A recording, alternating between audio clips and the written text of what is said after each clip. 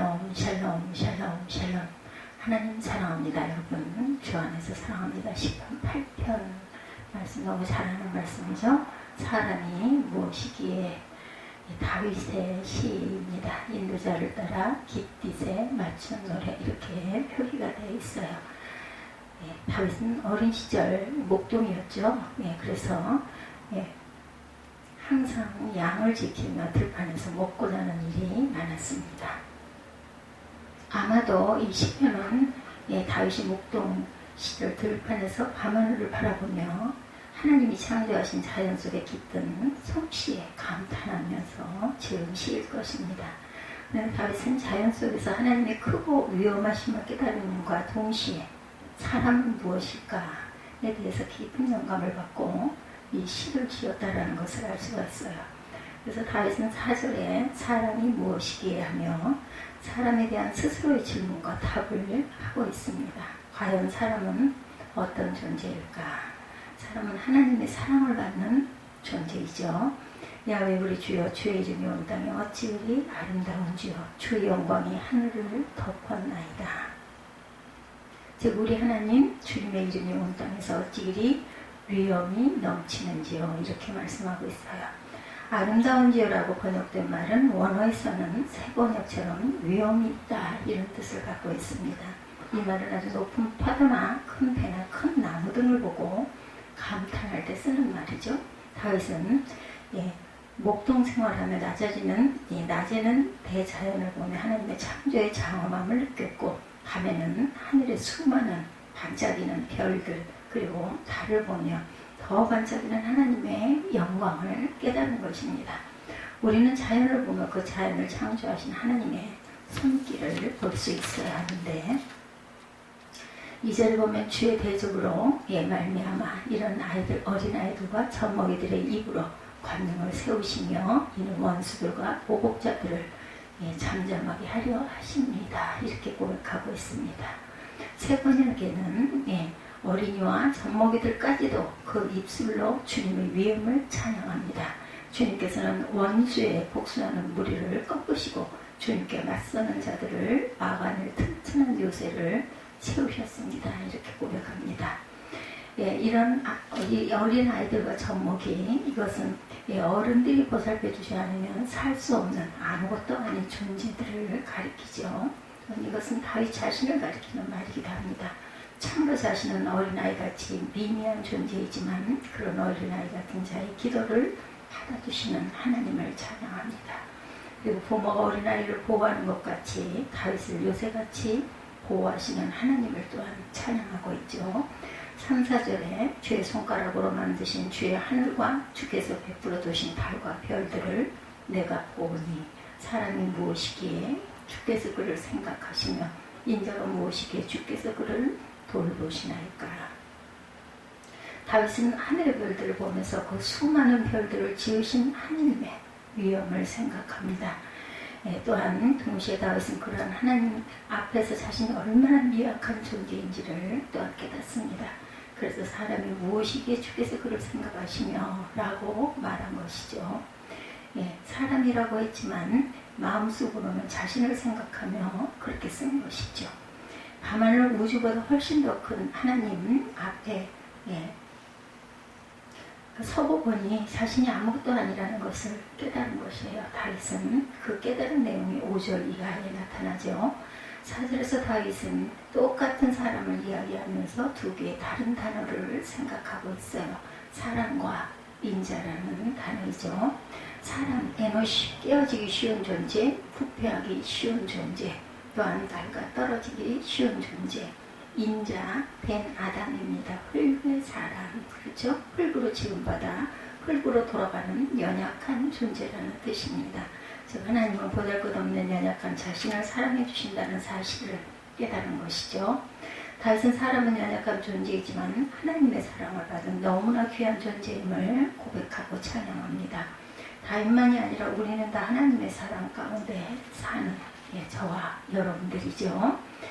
깨어지고 부서지기 쉬운 그런 연약하고 하나님의 도움심 없이는 살 수 없는 나를 보살피시는 하나님의 사랑. 그래서 우리는 존귀한 존재라는 거예요. 이유는 하나님의 사랑과 관심을 다 받고 있는 존재이기 때문에 존귀합니다. 두 번째, 사람은 하나님보다 조금 못한 존귀한 존재들이죠. 그를 하나님보다 조금 못하게 하시고 영화와 존귀로 관을 씌우셨나이다. 하나님이 사람을 사랑하시는 이유는 바로 5절에서 설명합니다.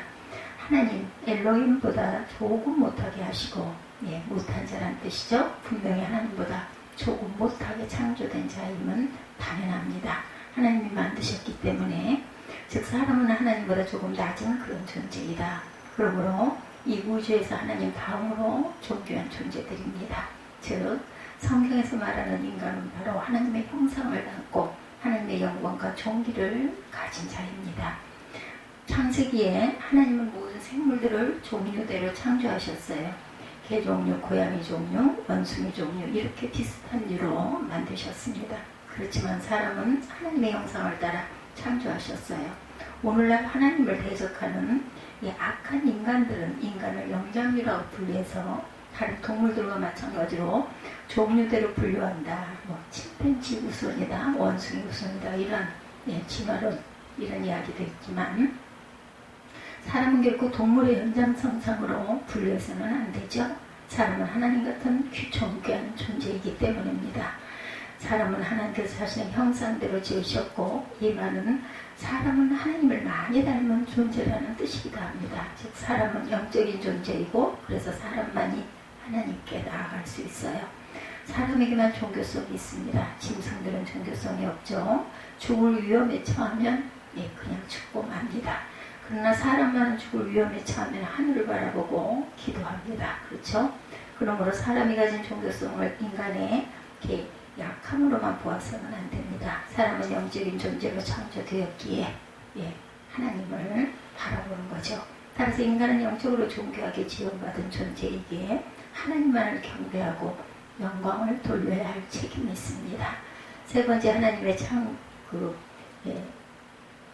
창조물을 다스리는 존재로 만드셨어요. 6절에서 8절이죠. 하나님의 온 주의 손으로 만드신 것을 다스리게 하시고 만물을 그 발 아래 두셨으니 모든 소와 양과 들짐승이며 공중의 새와 바다의 물고기와 바닷길에 다니는 것입니다. 하나님은 모든 창조물을 다스리는 권한을 사람에게 주셨어요. 그래서 이 세상을 보면 이 세상의 다른 동물들은 사람에게 굴복하게 되어 있습니다.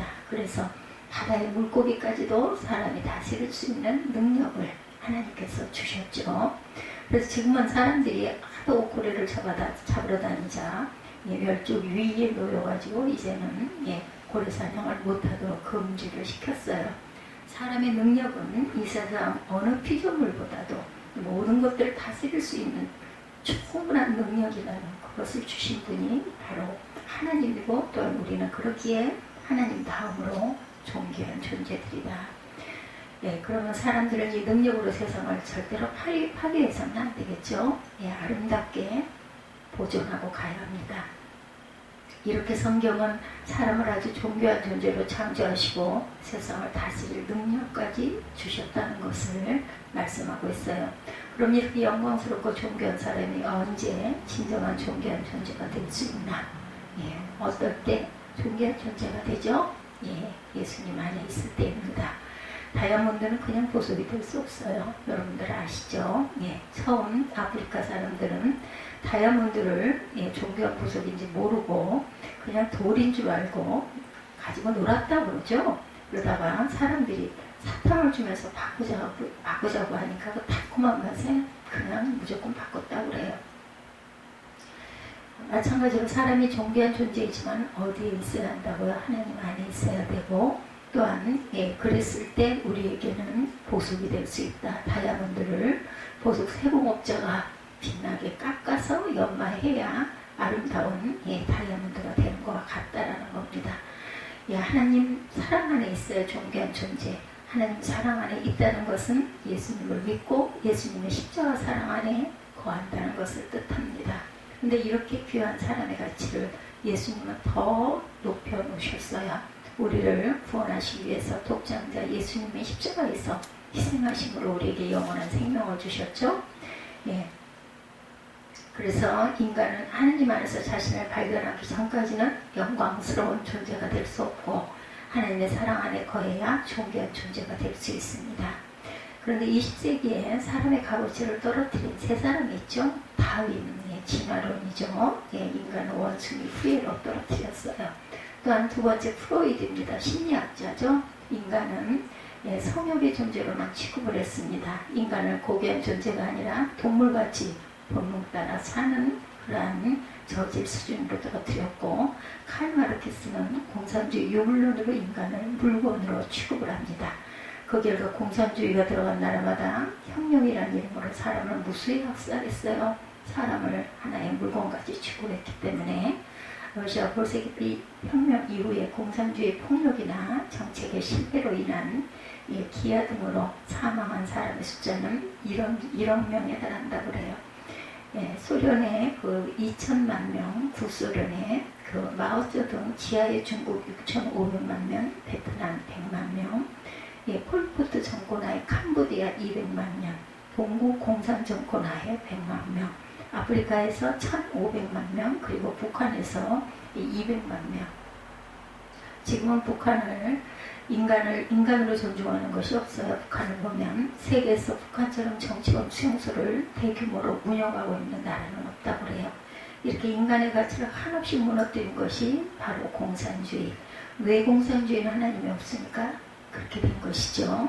그러므로 예수 안에 있어야 존귀한 사람이 되는데 하나님을 경외하는 사람도 존중하는 사회가 되는 법입니다. 내가 소중한 존재라면 다른 사람도 역시 소중히 여겨야 되죠. 우리나라는 사람을 얼마나 존중하는가. 길을 가다 보면 사람이 우선입니다 라는 표를 심심치 않게 볼 수가 있어요. 근데 우리나라도 이제는 사람을 상당히 존중하는 사회로 많이 발전했죠. 인권을 중요시하는 사회가 되었어요. 그런데 문제는 이기주의가 문제입니다. 이기주의로 인해서 나만 소중히 여김을 바라지 남을 소중히 여기는 정신이 아직 많이 부족합니다. 나는 존재만 중요합니다. 내 생명이 중요하죠. 이기심이 가져온 사태가 바로 낙태법, 이런 개정 사태까지 일어나고 있습니다. 그래서 이것 때문에 태아 생명 존중주의 이것을 지키는 교단들도 있어요. 며칠 전 TV에 보니 국회 앞에 사람들이 데모를 하는데 구호가 낙태법 완전 폐기하라 였다 그래요.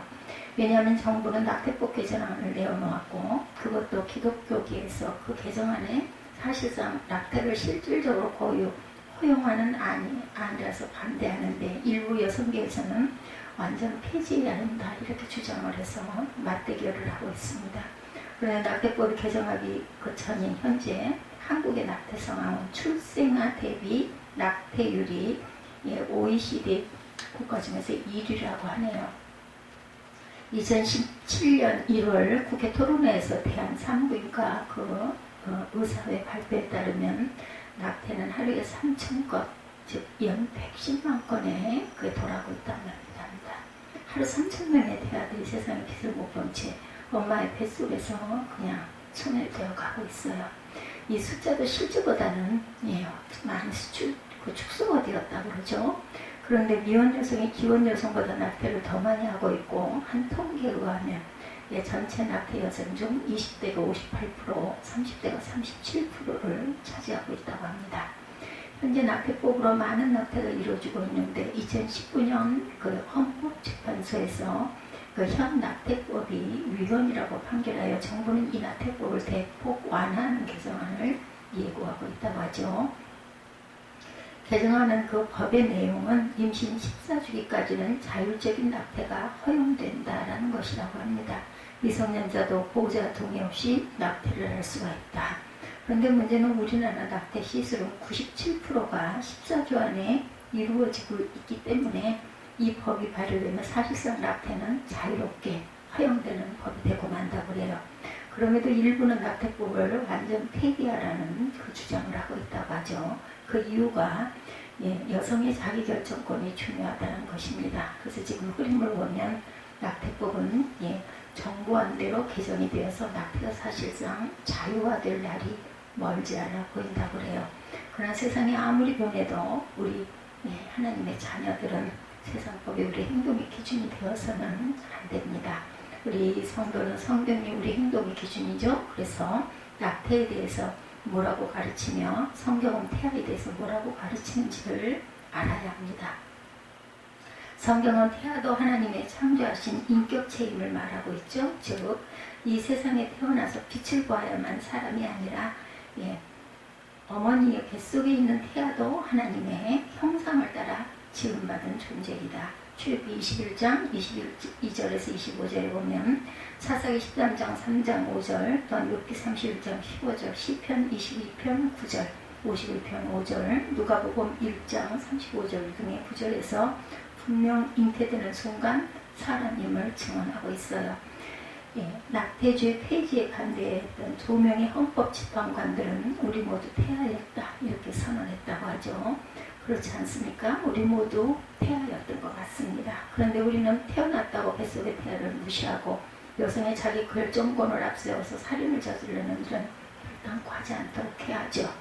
내 생명이 소중하다면 태아의 생명도 당연히 소중하죠. 왜냐하면 하나님이 주신 생명이기 때문입니다. 출애굽기 낙태에 대한 하나님의 가르침에 보면 21장에 자녀가 아직 자궁 속에 있을 때 아이에게 가하는 피해에 관한 그 조항을 주셨어요. 출애굽기 21장 22절에서 25절에 보면 사람이 서로 싸우다가 임신한 여인을 쳐서 낙태하게 하였으나 다른 애가 없으면 그 남편의 청구대로 반드시 벌금을 내되 재판장의 판결을 따라 낼 것입니다. 그러나 다른 해가 있으면 결코 생명은 생명으로, 눈은 눈으로, 이는 이로, 손은 손으로, 발은 발로, 된 것은 된 것으로, 상하게 한 것은 상하게 한 것으로, 또 때린 것은 때린 것으로 갚을지니라 이렇게 나타나 있어요. 즉 낙태는 생명에 대한 손해이기 때문에 생명에는 생명으로, 또한 그 배상하는 판결을 하라는 낙태 재판에 대한 분명한 지침이 있다는 것을 알아야 합니다. 하나님의 율법에 의하면 태아를 죽이는 것은 엄한 살인이에요. 우리는 음란죄에서 출발하는 낙태죄를 회개해야 할 줄 믿습니다. 오늘날 낙태는 많은 경우 음란죄의 열매예요. 많은 사람들이 육체의 정욕을 따라 음란죄를 짓다가 임신하게 되면 이를 감추기 위해서 살인죄를 짓죠. 영적으로 볼 때 낙태는 자녀를 죽여 사탄에게 바치는 제사와 같습니다. 성경은 이렇게 억울하게 죽은 자녀의 피가 이 땅을 더럽히고 있다 이렇게 증언합니다. 우리는 해마다 수많은 태아들이 죽이는 대규모 살인죄를 철저히 회개해야 되겠죠. 과연 사람은 어떤 존재인가? 하나님의 사랑받는 존재, 사람은 하나님보다 조금 못한 존귀한 존재, 하나님은 창조물을 다스리는 존재로 하나님께서 저희를 지으셨어요. 그럼 이렇게 영광스럽고 존귀한 사람이 언제 진정한 존귀한 존재가 될 수 있는가? 예수 안에 있을 때 내가 소중한 존재라면 다른 사람도 소중히 여기고 사랑할 줄 아는 그런 사람이 존귀한 존재가 된다라는 것, 진정한 존귀한 존재. 이런 존재들이 되시기를 주님의 이름으로 축복합니다. 기도하시겠습니다.